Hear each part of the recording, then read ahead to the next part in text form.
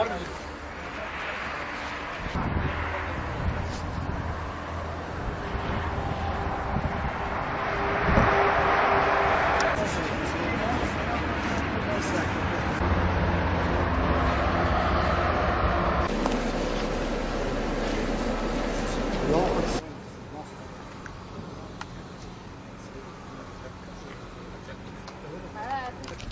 ćemo da prođe sve, da li ta varijanta postoji.